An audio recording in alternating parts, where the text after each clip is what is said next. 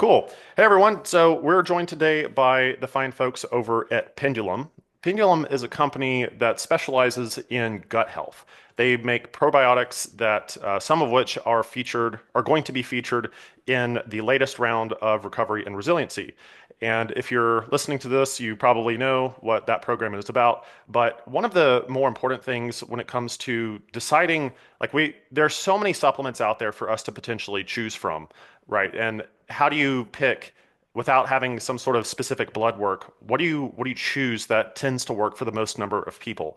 And one of the things that in Mission 22's research was really interesting to us was this probiotic called Akkermansia. We'll get into that in a little bit. But Pendulum is one of the companies who is really on the cutting edge of gut health related probiotics and things like that. And so we're going to let Kara kind of have the floor, and she's going to tell us a little bit about Pendulum, teach us a bit about gut health, and then we'll have some time for follow-on questions. So, Kara. Awesome. So I have some slides as any person would. I don't know if you can give me access to being able to share my screen. Yeah, you should have it now. Oh, perfect. Oh, there we go. Got to have some visuals. Otherwise, you guys just have to then sit and listen to me. Okay. So I'm Kara. I'm with Pendulum.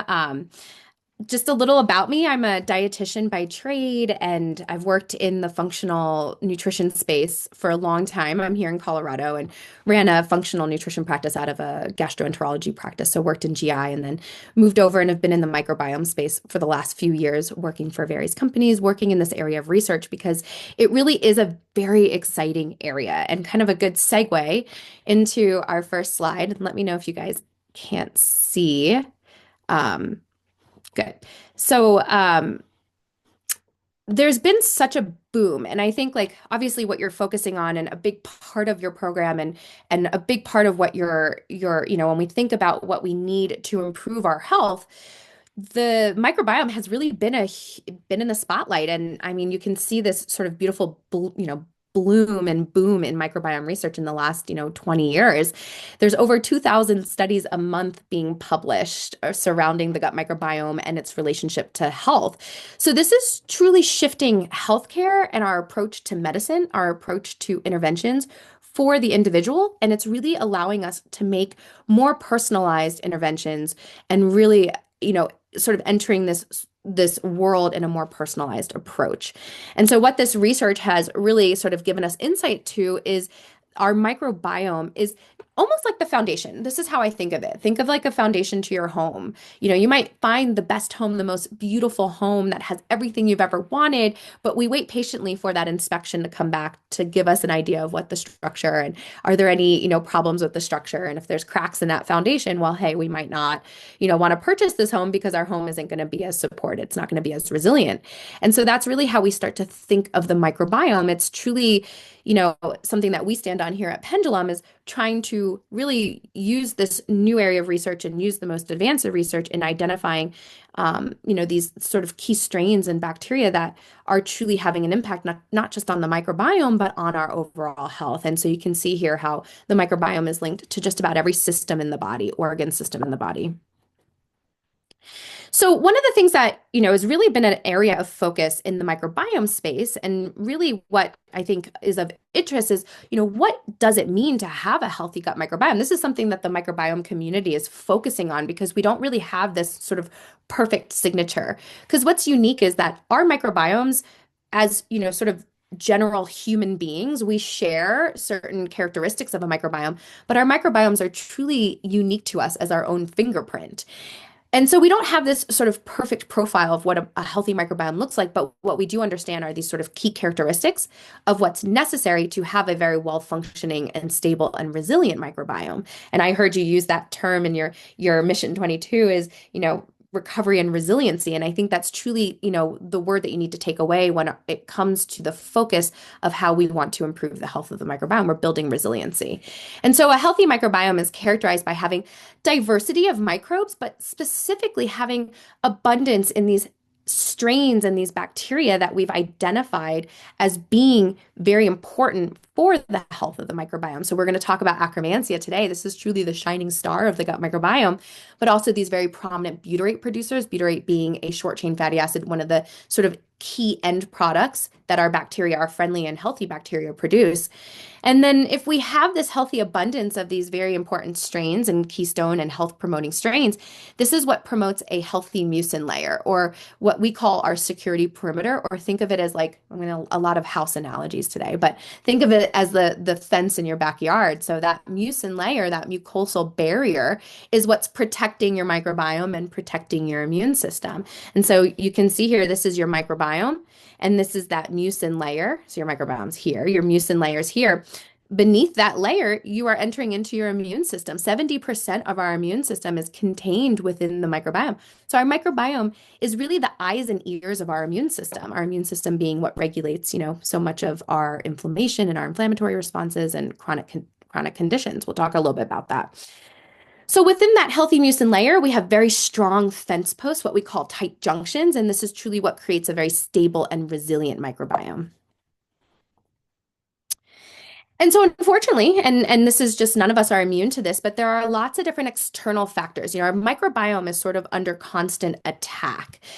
We call this the exposome, or what's known as just dysbiosis or microbiome disruptors. I think of it as the winds and the hurricanes and the bomb cyclones, if you live here in Colorado, that can come and disrupt your structure. So if you have cracks in your foundation, then you're not as resilient to these microbiome or these, you know, winds and earth, hurricanes and earthquakes that come in. So what are those external factors that truly start to impact the microbiome or start to shift that healthy state of the microbiome? Everything from stress, chronic stress, physiological stress, emotional stress. This is one of the biggest impacts to the gut microbiome. And we know that acute and chronic, really a chronic stress sort of keeps your body in like what is, sort of an acute stress phase.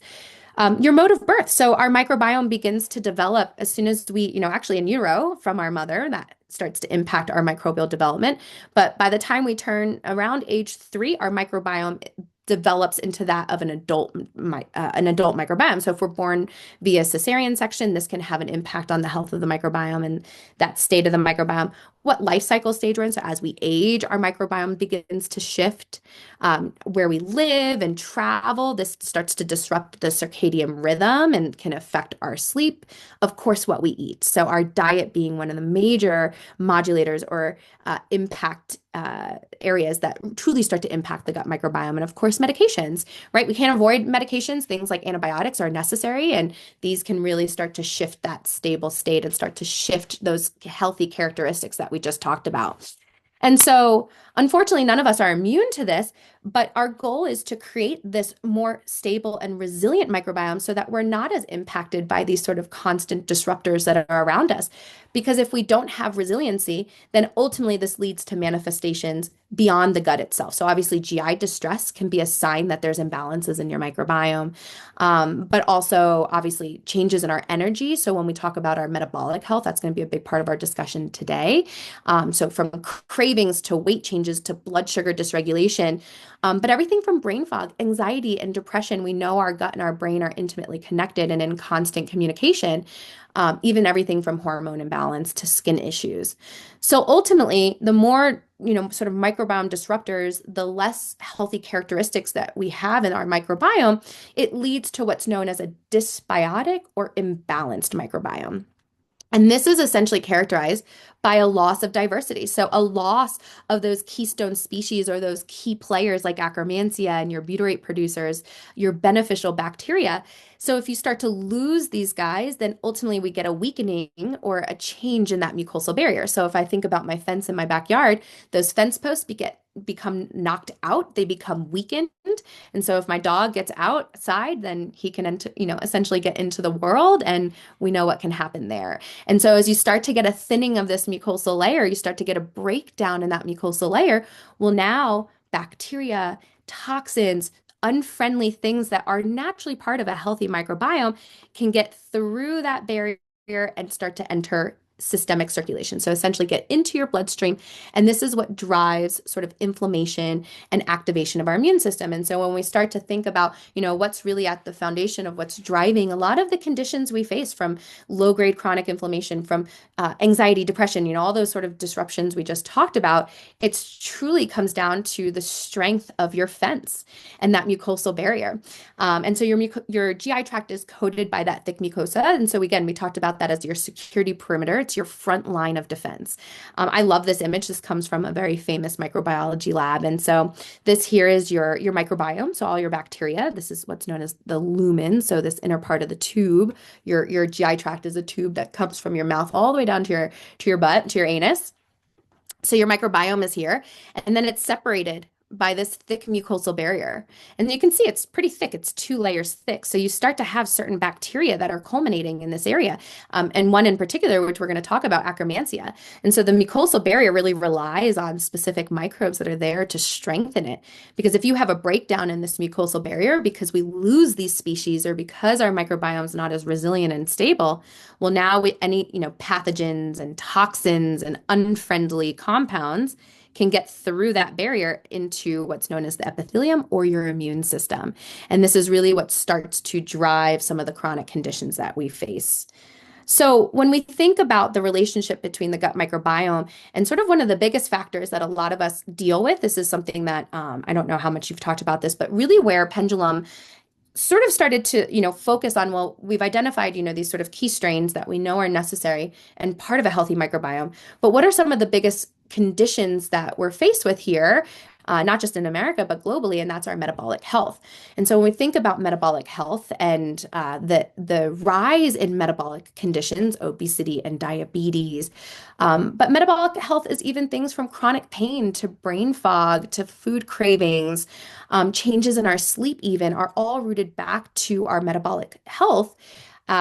This is really where Pendulum has sort of focused on building, our strains and our products and the research that we've put focus. So this was a really early study that was done in the microbiome space that really started to clue us into how the microbiome is impacting our metabolic health. And so this was a study where they took the microbiome from an obese woman and they transplanted it into a very lean mouse. And so mouse studies are very commonly done because you can replicate things at a much greater, much faster state because it's mice. So we get kind of an interesting depiction. Well, that lean mouse then became obese. So, okay, we took the microbiome and that's all we changed, and we put it into this lean mouse and the metabolic state or the outcome changed. Well, the same thing, they took the microbiome from a lean woman, transplanted it into an obese mouse, and that obese mouse then became lean. So, wow, look at this sort of metabolic outcome by just changing the microbes. Well, they then took the microbiome from that newly lean mouse, transplanted it into that newly obese mouse, and that obese mouse then became thin.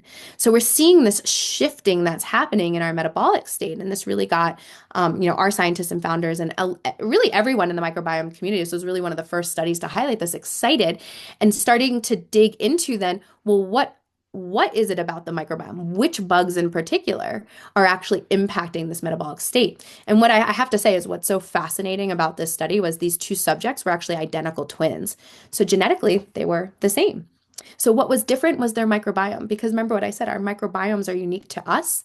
And even though we share genes and we have genes and our environment impacts things, our microbiome is actually really at the root of what's driving a lot of the chronic conditions. So if we're experiencing chronic health concerns, if we're experiencing symptoms and we have very complicated, multifactorial things happening, the microbiome really needs to be part of that intervention, really needs to be looked at because yes, genetics and environment are playing a role, but in this case, they were genetically the same.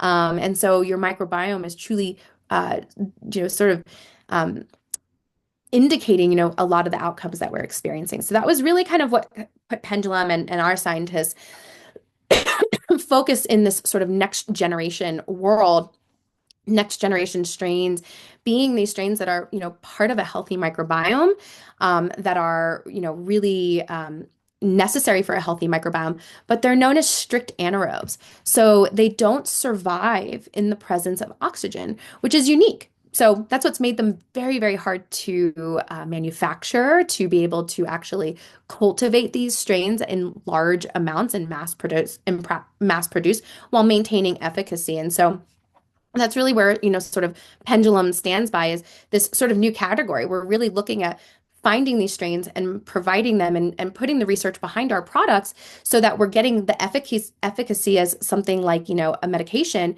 but obviously with the safety of a probiotic, a live microbe that we know confers health benefits, that has health benefits upon the human host. So we're really focused in not just, identifying these strains, bringing these strains to market, but we're really focused in leading the way in microbiome solutions and really leading the way and adding to this robust area of research. So we are a company that's focused in research. Our founders spent more than 10 years in R&D in not just, again, identifying these strains and really reading and discovering and studying these strains, but how to actually bring them to market. So they built this incredible manufacturing facility that is devoid of oxygen because if these strains get exposed to oxygen, they die. And so they built this sort of next generation manufacturing facility that was able to bring these anaerobic or these strains that cannot survive in oxygen to the market. We are really focused on research. We have more than 10 clinical trials underway currently. And our flagship product, which we'll talk a little bit about, but one of our products that is um, focused in the area of clinically, managing type 2 diabetes and blood glucose, and that was because of a rigorous clinical trial that was there to back it. So we have this state-of-the-art manufacturing facility. So we're truly not just pioneering innovation when it comes to identification and bringing to market these strains, but really being able to hone in on that technology that's needed. And then everything is, under strict quality standards. So I like what you talked about in the beginning, Marcus, of, how do we start to break through the noise in the probiotic industry? How do we start to break through the noise in the supplement industry? We really have to start challenging, as consumers, as providers, as people in this world have to start challenging companies in asking, what research do you have behind your products, not just behind the strains? And I think that's really a movement that's Pendulum is leading the way in. And all of our strains are third-party tested. So everything goes through rigorous testing to make sure that it's in compliance with good manufacturing practices, which means it doesn't contain any heavy metals or excipients that, are not supposed to be added to it. So some of the probiotics, if you're familiar with probiotics, some of the more common ones you'll see different lactobacillus strains, different bifidobacterium strains. These are obviously bacteria that's been identified as having very beneficial impact, but a lot of these are not naturally found in the human gut. And so Pendulum is really focused on the identification and the breakthrough of what's known as these next generation probiotic strains that are considered to be these sort of keystone players that truly have an outsized effect on not just the microbiome, but on overall health. And so that's really where our research and our efforts are focused in. Now, I will say, and I will hopefully challenge everyone at the end, but the four strains, next generation strains that we manufacture are known as Akkermansia muciniphila. We have prominent butyrate producing strains, so Clostridium butyricum, we have Clostridium bajonicki, and then Anaerobutyricum hali. So I won't challenge you guys, I'm just kidding. And as I mentioned, these are very strict anaerobes, and we are really trying to stay innovative in our technology and making sure that we're providing strains and really measuring their efficacy and validity through different types of measurements. A lot of you who are familiar in the probiotic space maybe traditionally have seen probiotics measured in what's known as colony forming units. This is a very sort of traditional way. If anyone's ever taken microbiology lab, you basically take bacteria, you plate it, you wait for it to grow, and then you count how many cells there are. So unfortunately, you can't do that with these strict anaerobes because if they get exposed to oxygen, they'll die. So we're using a very innovative technology and a more precise method. It's known as AFU, active fluorescent units. So that might be something new that you'll see on our probiotics compared to others. And so the strains that we're manufacturing are really focused and targeted in improving the sort of key characteristics that we know are healthy related to a microbiome, but are also really shifting and moving the needle when it comes to our metabolic health. So metabolic health being obviously blood sugar and weight and appetite. But again, metabolic dysregularity or dysfunction can also manifest as things outside of what we are traditionally seeing, like chronic pain and brain fog, food cravings, food noise that we just aren't, able to quell when it comes to changes in our diet and exercise. A lot of people will ask, well, hey, you're manufacturing these strains that don't survive in the presence of oxygen. How do they actually survive the journey to the gastrointestinal tract? So the journey through your tube to get to where they need to go, and it's a really cool process. This is part of the innovation behind these strains. Is this the process starts actually before these strains even get put into a capsule. They basically get all the moisture taken out of them, so it puts them in this sort of suspended animated state. So they're in like a zombie state essentially. And then they get put in this acid resistant capsule. So the capsule is able to get through the gastrointestinal tract unharmed, where once it gets down into your distal part of your colon, so where your microbiome is, where all that bacteria is, then all the juices and everything start to activate that capsule and break open and start to reactivate those strains. So again, this is a process that's happening even before it gets encapsulated. So enough about, sort of the technology, which I think is really unique and really setting the stage in not just, again, the strains that we're manufacturing, but how we actually were able to bring them to market. But Akkermansia muciniphila, so Marcus mentioned this at the beginning of our talk. This is the shining star of the gut microbiome. There's actually a research paper called that, so I can't make claim to it. But it's really our favorite strain because it's one of the most important strains when it comes to the health of not just our metabolic health, but the health of that mucosal barrier. And so remember what I said, that mucosal barrier is really that area of the microbiome and the GI tract that is building and needed to support that resiliency of the microbiome because it's that security perimeter. So it's essentially keeping things in the microbiome and keeping things out of the immune system.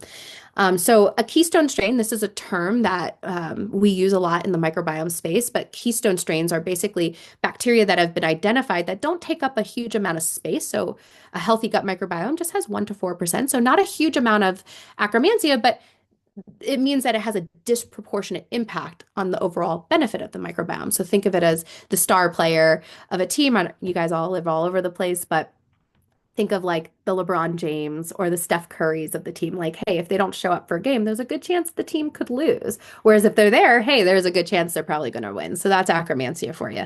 What's unique about Akkermansia is it lives in the mucosal layer. So it lives within that mucosal barrier. Remember what I said, that mucosal barrier, interestingly, doesn't have a lot of bacteria, but that's what makes Akkermansia really unique. And we'll talk about that in a moment. But it consumes that mucin, that old mucin, so that your body can keep regenerating it. So it's a constant fortifier to make sure that your fence is strong and supported.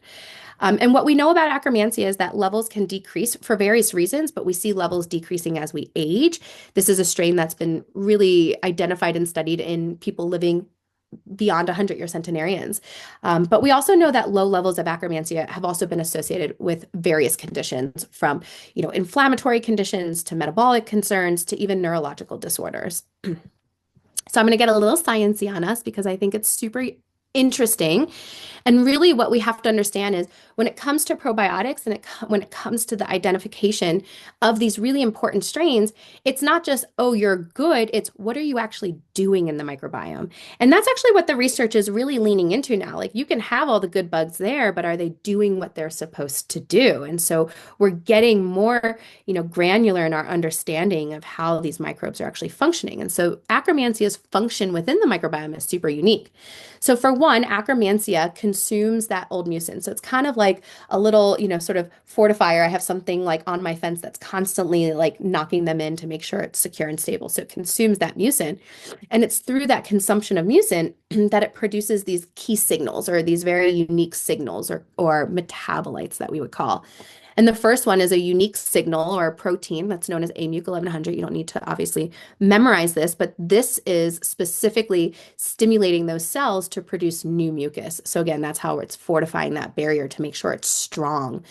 Because again, as that barrier weakens, then we know that bacteria, pathogens, toxins, not good things, can get through and start to wreak havoc. And it's through this production of this protein that it also produces key signals that help to support the immune system and start to balance the immune system.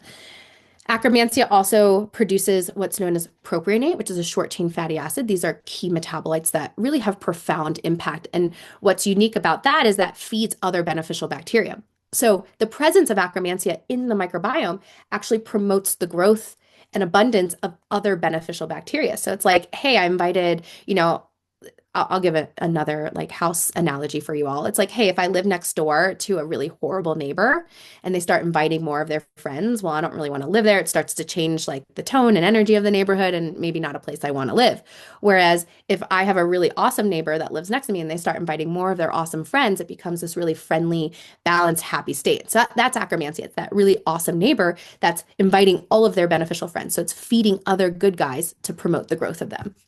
And then the other unique thing about Akkermansia, and this is where it's really been identified in terms of improving our metabolic health, is that it produces another very important protein that stimulates the production of GLP-1. And everyone's heard about GLP-1 now. No, this is not Ozempic, it's not semaglutide, but those are compounds that are actually produced naturally in the microbiome. So our microbiome naturally produces GLP-1. When you take those medications, we're taking them at such higher, dose and amounts that we're getting, such benefit from them. But if our body's not able to produce the amount that it's supposed to, then we start to lose some of those metabolic processes. We start to lose those pathways that are necessary to control blood sugar and appetite. So we want to start to work on optimizing our own body's production because GLP-1 supports obviously appetite and blood sugar regulation, but it's also really important for that gut barrier and that mucosal barrier. So if you don't have any Akkermansia or Akkermansia is very low, which is really, really common now because of all those sort of microbiome disruptors, then we start to see that thinning and breakdown in the mucosal barrier. And this is where we start to lose the stability and resiliency of the microbiome. One of the things that's unique about Pendulum, and we were, proudly the first to bring live Akkermansia muciniphila. So generally speaking, probiotics are live microorganisms.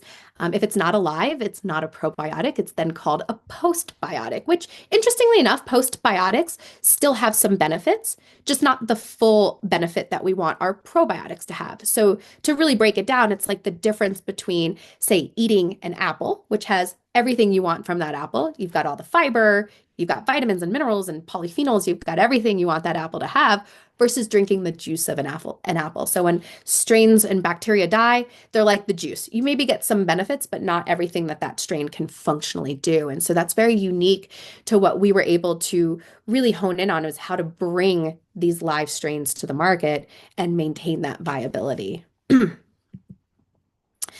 The other important thing is live probiotics are going to work with your diet. So as much as we want to replenish the microbiome with these strains that are going missing, we also have to bring in the foods that we know the beneficial bacteria like to eat. And this is what's known as your prebiotics or your polyphenols. And Akkermansia specifically likes very specific polyphenols. We actually have a polyphenol product, which we'll talk about, but very specific polyphenols that help it to thrive and survive within the gastrointestinal tract.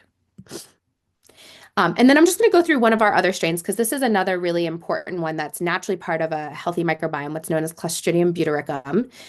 This is a very prominent butyrate producer, and butyrate is one of the sort of main microbial currencies that we have.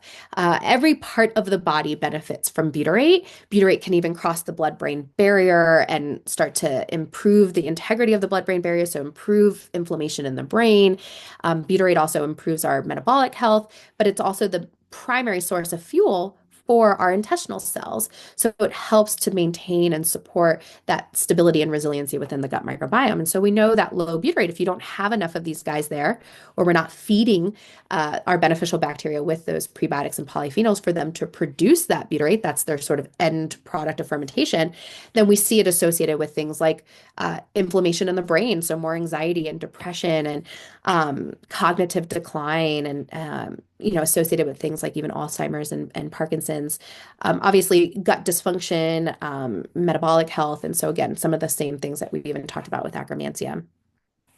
So Clostridium butyricum, plays a very important role throughout the body. It helps to, again, sort of prime the GI tract and support the entire, landscape of our microbiome. So again, it helps to support other beneficial bacteria. So that's part of bringing more of those friendliness. So Akkermansia, moves in next door. It starts to invite Clostridium butyricum over. It starts to invite Anaerobutyricum hali because it can feed those guys. So that we want more of them to help support the growth of other beneficial bacteria. It also produces signals that help to downregulate or suppress or knock down inflammation in the body, which is very good. But butyrate also supports that production of GLP-1. So again, plays a major role in our metabolic health. So multiple different functions.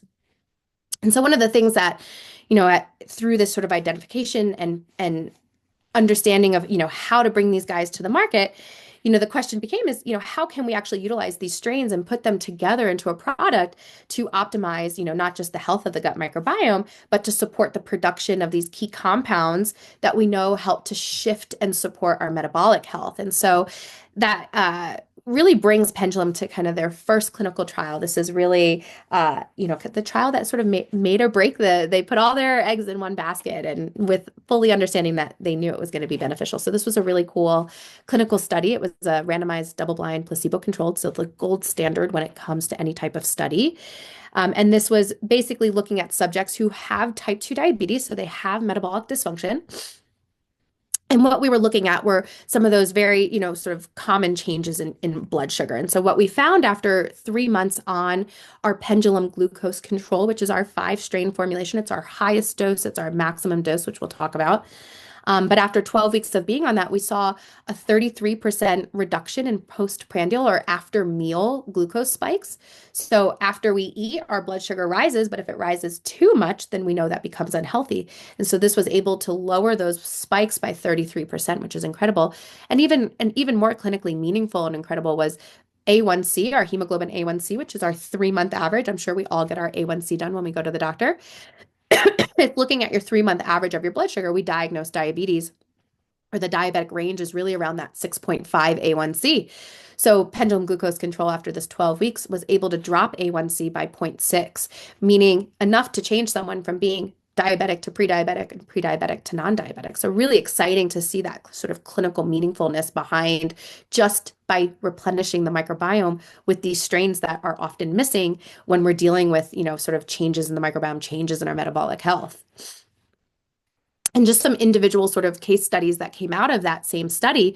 This was a person who, had very elevated blood sugar, very elevated blood sugar. You can sort of see the range here. Their 2-hour postprandial or after meal is 299. That's quite high. We should see it less than 180.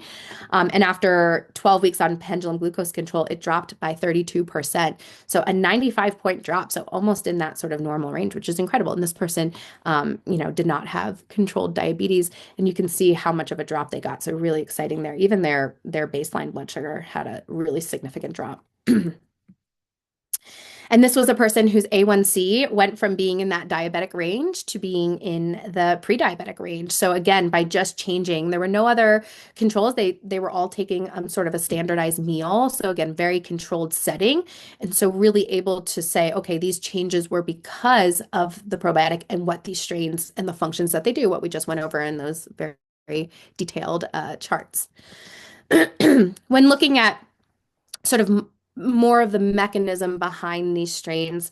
I won't go too much into it just because it gets a little bit more granular into how these strains function, but it's beyond just their ability to support the production of GLP-1. It's through other mechanisms, our bile acids, the production of butyrate, all these things working together that's also encouraging them. So it's multiple angles that are actually helping to improve that GLP-1. So very exciting there. This was a consumer survey, a food survey that we did on our GLP-1 probiotic, which contains 3 of those 5 strains we just went over. So this is a probiotic that contains Akkermansia muciniphila, contains that Clostridium butyricum, so the 2 that we talked about today, and then also Bifidobacterium infantis, which is a very important strain. It's what's known as a primary degrader. So what these guys do in the body is when you're starting to incorporate more of those healthy foods, a lot of times I've had so many patients come to me or clients come to me that say, well, I started eating healthy food and salads and fruits and vegetables, and like my GI symptoms are so much worse, or I feel so much worse, and my body doesn't like healthy food. Well, we know that that's not the case. And it's not necessarily what you're eating, it's who are you missing? And it's because a lot of times we're missing these guys. So Bifidobacterium infantis is in there to break down those healthy foods so that Akkermansia and Clostridium butyricum can further break them down into those important compounds. So really important that we have those guys there. So this was after 6 weeks of taking the GLP-1 probiotic. 91% of the participants actually reported reduced food cravings, so quieting of that food noise. So again, it's not necessarily just looking at the shifts in blood sugar, but how are we also seeing other metabolic changes take place? Well, that quieting of that food noise, reduction in food cravings was seen at that 6 week mark. And we saw, even people who reported higher baseline cravings had a greater reduction in cravings. So if you have really elevated cravings, that they actually saw the most reduction, which is really cool. And then don't worry, if you crave sweets or you crave salty or you crave fatty foods, we saw a reduction across the board. So more than 85%, more than 80% reduction, everything from sweets to carbs to fats to fast foods. So again, sort of having an impact on quieting that food noise and really reducing food cravings in general. Just some other evidence, again, data is important. I think all types of data are important. This was a case study we did with a provider. And I love this sort of real world evidence because it shows, well, what is happening in the day-to-day world? Because clinical studies are awesome, but they're in a controlled setting. We also want to see what's happening when you're living your day-to-day life, dealing with your day-to-day stressors, eating your day-to-day food. And so this was a woman who was diagnosed with diabetes. She's postmenopausal. We know that menopause is associated with, unfortunately, a very difficult time in women's lives where we start to lose hormones, but we also lose a lot of the diversity in our microbiome. We start to lose these key strains like Akkermansia, and it puts us at greater risk of cardiometabolic issues and brain fog, a lot of concerns. So this was a woman who was taking pendulum glucose control, and she did note some weight loss. You might say, oh, just 3 pounds. That's not really our goal. Our goal is to optimize metabolic processes so you can see and achieve weight loss with your interventions and lifestyles, which I work with a lot of patients that are like, I'm eating well, I'm exercising. Why am I not losing weight? Well, probably because there's a dysfunction happening in the microbiome that's preventing that. But even more important and more exciting was she had a 34-point reduction in her glucose. So again, from a range that's out of control to an area that's more controlled, which is really exciting. Um, so just to go over a little bit of sort of our product line and what products you may see or start to get recommendations or are interested in, we have our professional line of probiotics, and this is really offered so that there's more customizable dosing. They're also in an advanced technology packaging that's really meant to keep out all that moisture. Because again, we want to maintain the viability and the strength of these probiotics, and they're very fragile strains. So this is a pretty cool technology. It's known as a desiccant lined packaging. And so there's, sort of this extra sleeve. The tablets virtually see no moisture because basically it's trapped before entering into that capsule, into that space there. So it's really cool, and this is really meant to ensure that viability and efficacy. We have 2 different doses of Akkermansia. I love this because it just offers the provider and the clinician to really tailor and personalize how we're modulating the microbiome. So I often love starting with single strain Akkermansia. I think of this as almost like a priming of the GI tract. We have 2 different doses, a lower dose and a higher dose. Lower may be really helpful for someone who's just got a lot of GI symptoms, who's very sensitive, which some of us may be. And so we may start a little bit slower and lower. A lot of times people will start probiotics and say, oh, I feel worse before I feel better. It's not a bad thing. It means it's doing something. One of the mechanisms behind these probiotics and probiotics in general is they bring a little bit more acidity into your GI environment because your bad guys, your pathogens, your not good bacteria, they really create a more alkaline environment. And that's what invites more of those bad guys to the party. So these strains, and specifically Akkermansia, helps to bring in that acidity so that those bad guys start to get pushed out. And that's oftentimes what we're feeling when we start probiotics. So oftentimes starting with that single strain is nice because it just prevents more of those symptoms, but it also starts to bring in the guy that's really there to fortify that security perimeter. So I love starting with Akkermansia. And then we have two different sort of dose options when it comes to our full 5 strains. We talked about our glucose control, which is what our clinical trial was on. This is our highest dose, maximum strength. And then I often will do this for people who are really needing to move the needle and shift the needle when it comes to our metabolic health. And then we have our Metabolic Daily Pro, which is like a great, sort of 4-in-1 general probiotic where you're getting these keystone strains, you're getting these novel and next generation strains that we know are necessary. It's just at a lower dose. So sometimes we can start here and go there. Or if we're not needing to really kind of shift the blood sugars that drastically, we can oftentimes go from, say, single strain Akkermansia to even here. And this becomes just a very nice daily probiotic that contains all of our 5 next generation strains. And then we have our GLP-1 probiotic, which is what we talked about with the consumer survey. But we also know the GLP-1 probiotic is helpful in reducing symptoms. So if anyone's using those GLP-1 agonists, which we know a lot of people are, those are your medications like Ozempic and Wegovy, that it can really help manage those side effects associated with them and really help manage cravings, whether we're going through any kind of dose adjustments. But also offers, again, 3 of our next generation strains. So depending on what we're looking for in terms of our goals, and what we all ultimately want to achieve, there's a few different variations that you can choose from. And then lastly, we produce a polyphenol booster, and it's a precision polyphenol. So it's very specific polyphenols that our strain of Akkermansia thrives on. And so again, it's helping to provide some of those beneficial nutrients that we know help to encourage the abundance of beneficial bacteria and specifically Akkermansia. So with that, I ended in record time, which is awesome. So we have lots of times, for questions, comments, concerns, thoughts, anything. Yeah, Kara, thank you so much. That was very informative, a lot into a kind of condensed package there. Um, and I want to see if I can kind of give a little summary of what we've gone over and some real practical takeaways here. So the when we mentioned the microbiome, if I understand correctly, I've heard the stat is like the number of individual cells that make up your body is like 35 trillion.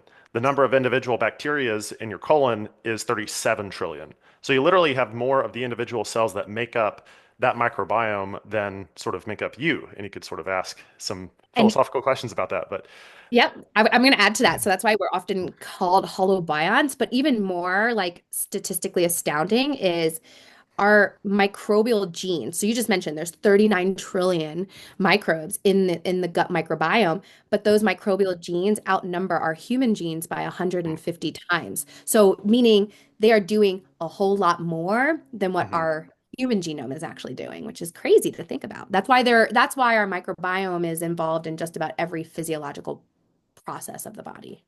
Yeah, it gets into the feeling it in your gut is an actual thing. And we didn't get into the enteric nervous system. For those of you who are on the Mission 22 Institute right now listening to this, there's once you get into sort of the gut portion of that learning, you'll come across something called the enteric nervous system. Basically, all that means is that there's a designated portion of your nervous system that talks to your gut. So literally, Mhm. a gut feeling is not a metaphor. It is a like you can actually listen to your gut. And some opportunities and pitfalls there are that we talked a little bit about cravings before.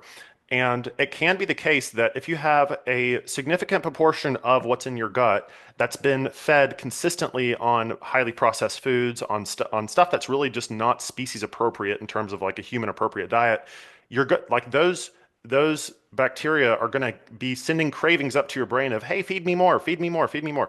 And so, Carrie, you can speak a little bit more specifically to this, but essentially, it's kind of like get good in, get good out. And so, the more that you're able to feed your gut the stuff that your body actually needs, the more and more your sort of shifts of craving will start to go in that direction. And then by adding in a probiotic, you might think like, well, our ancestors didn't have to take these pills. Like, why bother with supplementation? And part of the answer to that is our current food culture, A, is just simply not the same as it used to be. B, our environments have gotten a lot more sterile. And even having a dog in your environment can help to have more diversity in your gut microbiome because some of those microbes actually live on like outdoor like dirt and stuff. Like we're not designed to be all clean. Yep. Um, No, and I'll just add to that, and I didn't get into too much of the gut brain stuff, but you hit the nail on the head when you said our enteric nervous system. I mean, there's more neurons and more than 100 more neurons in our enteric nervous system than it is in our spinal cord. So this is an area, your vagus nerve, that is really essential, that super highway that's transmitting those signals. And unfortunately, if we have imbalance in the microbiome, it starts to weaken that highway. It starts to put a boulder in that highway, so we can't even get those signals to the brain. And so again, like, our environment, our diet, just industrialization as a whole has shifted our microbiomes to look very differently. And so yeah, we didn't need this sort of in ancient times, but we don't live in the same environment. And unfortunately, what the research has shown is that these really important strains like Akkermansia are missing. And so, we might not necessarily be able to get it back, but we can do the things that's shifting the environment and start taking these probiotics to achieve those benefits of them. So, and Akkermansia is actually really being looked at a lot in terms of the gut brain world too, and sort of having specific benefits on our mental well-being. We know butyrate does. And so I always say, as we're working on everything else in our life, which we're all always working on, our diet, our stress, getting outside in nature, all the things that we know are important, we can start to take these probiotics and start to use these technologies to start to really glean the benefits of what we know they do. Mhm. Um, I have a lot more on my mind, but I want to get to some of our questions. So Cindy asks, I have multiple autoimmune disorders, including Crohn's. Which of these products would you recommend for me? Yeah, so I love talking about autoimmunity just because our immune system is naturally this very complex area of the body, but we can simplify it very simply because we know that 70% of our immune system is contained in the GI tract. And so I put the answer there, but I would definitely recommend starting Akkermansia. We know that people with IBD, so Crohn's ulcerative colitis, generally have lower levels of these really important strains, these butyrate producers, Akkermansia. So I would actually start on Akkermansia 500, and I would do that for about 3 months. But then I always transition people to multi-strains because we know multi-strains then have greater benefit from an entirety of the landscape. So then I would either go to like the metabolic daily or the GLP-1 or even the glucose control, which is our highest dose, maximum dose, and have that, sort of be in. And you can even do that for a short period of time and then go to the metabolic daily, as sort of a general probiotic. Mhm. Nice. Yeah. Um, and I'm gonna, as you're talking about the dosage and stuff, I want to speak directly to those who are in the R&R program. The way that it's currently set up, we're recording this here at the beginning of March in 2025, so this may be subject to change. But right now, we are including a 90-day supply of Akkermansia 100. That is what you will see in your shipments once you get it. And so the recommendation here, and this is also following a conversation that I had with Pendulum before this call, is that do the best that you can to take those daily, because the thing with taking probiotics is that it's kind of hard to keep them stuck around, as I mean there's a lot of movement happening down there, right, as you can imagine. And so sort of seeding the gut, if you will, over a 90-day period is a great way to kind of get, as you're getting into R&R, you have a few other supplements for you there. There's the multivitamin that we have, and the greens powder taken together with that Akkermansia is going to really, it's the idea is to kind of have an initial reset of that foundation that Kara's been speaking to, and you might be really surprised. We were talking about the tight junctions earlier. This is a really important point that she made, where you can almost think of it, the analogy I think that came to mind for me is the difference between nasal breathing and mouth breathing. So think like if you breathe through your mouth, that air is not conditioned at all and just goes, it's straight from the outside into your lungs. So imagine if there's a little bit of smoke, the air quality is not great, and your mouth breathing, there's no filtration at all. It's just air that goes straight into your lungs. Versus when you breathe through your nose, there's a whole filtering process, and basically your body conditions the air prior to it getting to your lungs. So you can think about the process of digestion, getting that apple into your where it needs to go to make you and run and metabolize properly. There needs to be that sort of filtration process, if you will. And when our gut lining, based off of, we mentioned how stress, and especially, we didn't talk about gluten, but gluten has a particular portion of its protein called zonulin that has been shown to hurt those tight junctions. And basically, we talked about the fence post analogy before, create more space where more of the stuff can kind of get in. So it's almost like your immune system is mouth breathing. Um, so, uh, so just kind of as one way of looking at that, Kara, I Yeah, I wanted love to, it. And I just yeah. want to add to that, just because the world of probiotics, we often think of it as like, oh, you got to take it so, your garden's going to start to grow. And that's not always the case. Like we just don't, and really research is surrounding that. So pretty much all probiotics are what we call tourists. They're coming in, they're having an impact, but then they're leaving. So it is important that when you're following through with an intervention or a plan, that we're taking these consistently because they do leave the body very quickly. But in addition to all of that, you're talking about the diet, all the other factors factors that you're working on are going to help support your microbiome's health so that eventually we can really start to, improve the overall abundance of these guys. Hmm. Hmm. Peyton had a question about glucose monitoring. So we talked a little bit about glucose spikes. And one of the things that was so significant about that is, so this is another thing that ties in really well with another video that we have hosted on the Institute on there's a hormone balance series, and one of those talks about insulin. So I refer you to go there to get a little bit more of a deep dive. But the idea of controlling how quickly blood sugar rises in our bloodstream is very important. We're not going to get too much into the weeds at the moment, but Peyton asks, how can that be monitored? She knows that there's wearable devices, but can you speak a little bit more to that? Absolutely. And I really encourage because, like you just mentioned, Peyton, like you're not diabetic, but we don't need to be diabetic to have insulin spikes and changes in our blood sugar that are not, uh, conducive or optimizing our metabolic health. And we can start to see metabolic changes take place and not be in an insulin resistant or even diabetic state. So I love continuous glucose monitors. I mean, there are a lot of different companies out there that are now offering them that you can get, even through insurance. You can get even just good old fashioned blood, using a glucometer and just checking it. But there are really cool programs that have continuous glucose monitors for people who are not diabetic. So you can wear it for, a month, a 2 month, a 3 month period and really see your blood sugar changes. And so that might be something to think about, when doing a program like this or when starting these probiotics and partnering with another, like a CGM company that's really giving you the ability to see those changes when you're working on diet, when you're taking these probiotics that we know are shifting our blood sugar. Nice.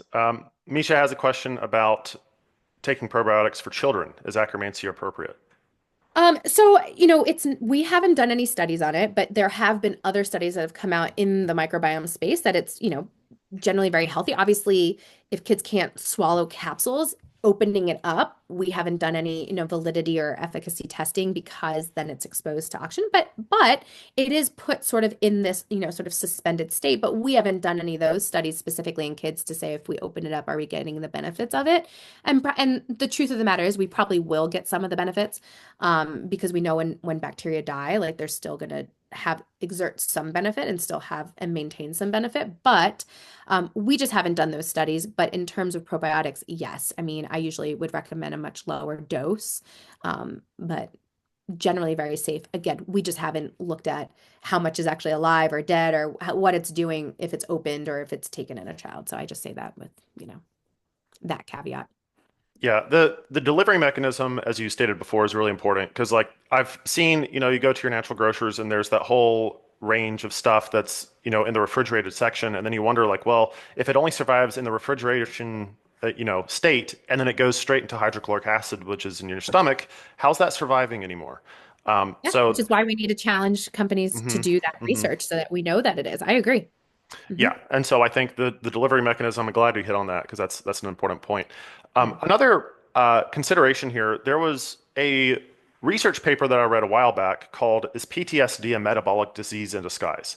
Um, I think the answer is not exactly. However, they made a really interesting case of all of the different physiological prerequisites that happened. Basically, long story short, is that if you had poor metabolic health prior to the exposure of some type of wartime trauma, you are more likely to develop what the clinicians would describe as PTSD afterward.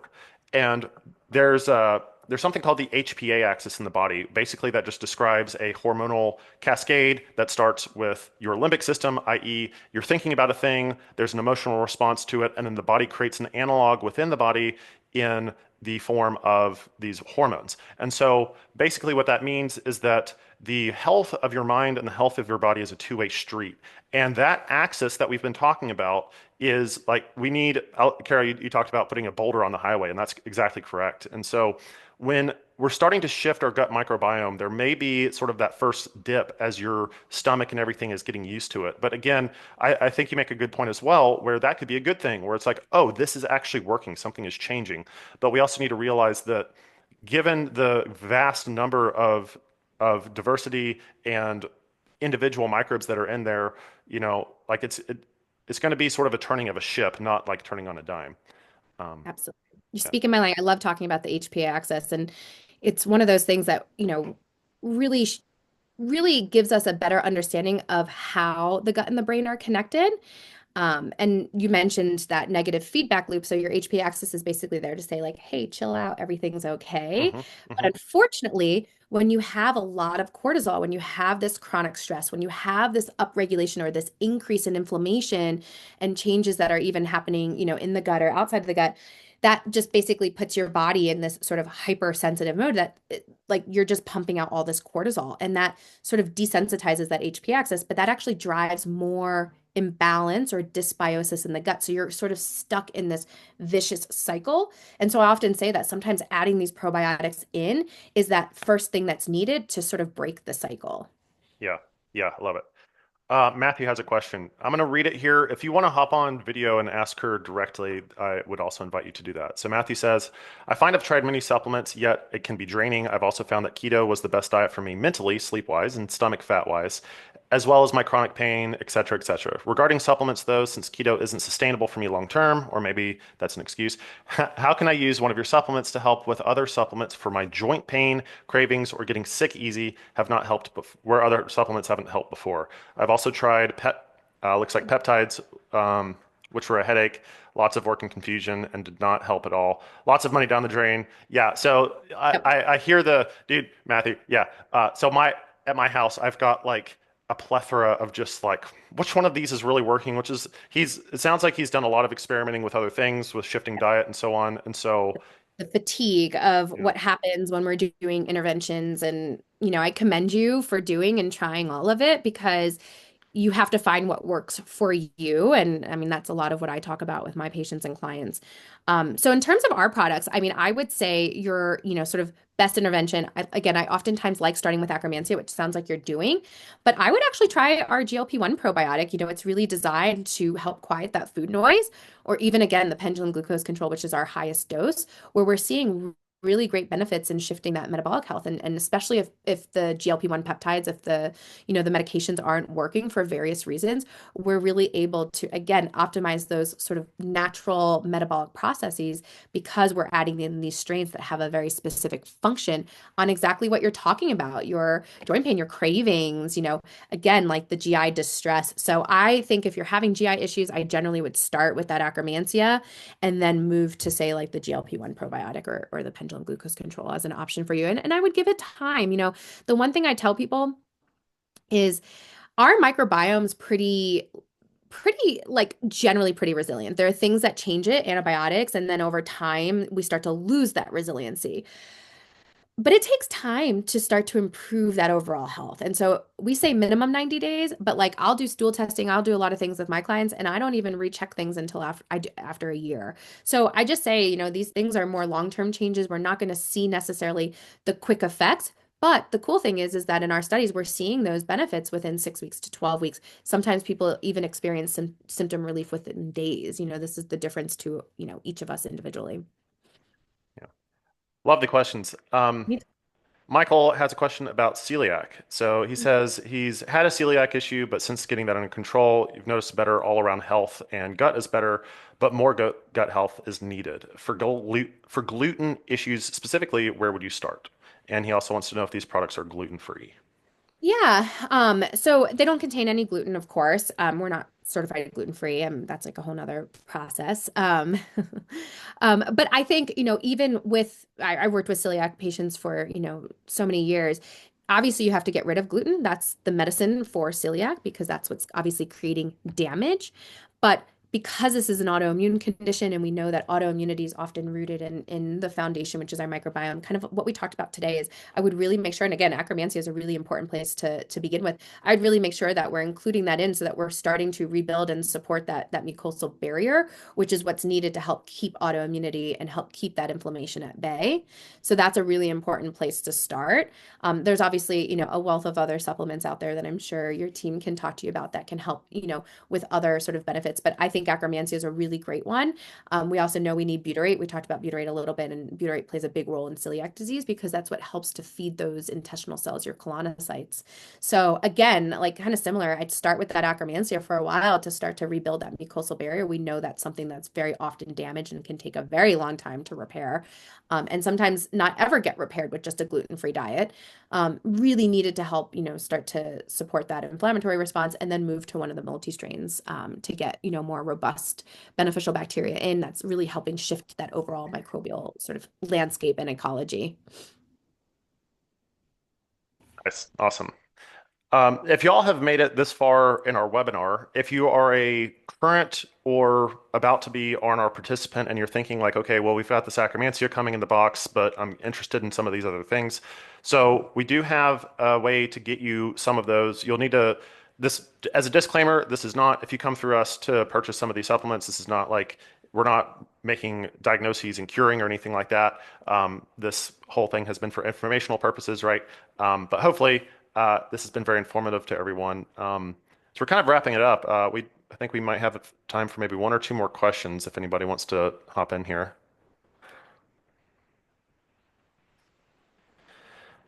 One other thing that I'll say too is that the challenge you mentioned before that there were something like 2,000 studies a month coming out on gut health. One of the challenges of figuring out what exactly is going to work for me is that our bodies are more like a garden than like a car. Like swapping out the oil is a one variable switch that we know will lead to lots of other things. However, there's not just a simple if then that shift where if I change one variable, we're going to see this change. You saw in that rat study, which was very interesting, where the one thing that you changed was the constitution of what was in the gut microbiome, but then that constitution was like a million different factors. So there's a bit of a sort of black box problem, if you will, when it comes to nailing down exactly if I just change one variable, what is the output? You simply can't do that. I mean, perhaps there's something you can do, but in terms of like 37 to 39 trillion different variables, it's really hard to nail down on just one. However, as the studies that Kara pointed out, if you other things being roughly equal by identifying a singular strain and then pairing that with everything else that the program involves, right? Like even just exercise, by the way, changes the constitution of your gut microbiome. So imagine if we had these little boosts of akkermansia, plus we're doing stuff at the gym, plus we're making some shifts away from ultra processed foods to more whole foods closer to the ground, plus we're in community, plus you really start stacking the deck. And I see this as one of those really important pieces that a lot of us can miss. Jesse has a question. If we get into the R&R after 90 days of the pendulum or other supplements, should we then continue them and purchase them after the 90-day supply? That is an option. We can talk about that offline. And so all of the products that we mentioned here today, again, talk to either myself or your coach, and we can work at what that looks like. Good question. Cool, man. I love the questions here, and I'm sure we'll have others in the future. But if there's anything else, Kara, you want to add to any of that? No, I love it. And I loved your final thought on it really is just part of that sort of three-legged stool. And we know that microbiome support is necessary. It's part of our foundation, but we really do have to be working on all these other factors. And all of that together is what truly where we start to see and how we start to build resiliency. And so, um, I think that that's really important, but the beauty is that we don't have to do it all at once. And I think when you as an individual ask yourself, well, what's easier for me? As we spoke to earlier, if we're like fatigued on the diet stuff and fatigued on this, sometimes adding in supplements is the next best state where you start to actually feel and see some, meaningful changes. And so the nice thing is there's a lot of opportunities, and it sounds like this is a really great all-encompassing program. So keep up the awesome work, everyone. Let's go. All right. Yeah, we're in real time here. We're about to kick off our next cohort, and actually several of the members have been asking questions today. So I'm super stoked to see that y'all are chomping at the bit. I love it, and we're excited to have you as part of it. So thank you, Kara, so much for giving us this hour, and we're excited to see what's next here. Awesome. Thank you, Thank you guys Karen. so much. Have a good day. Thank you.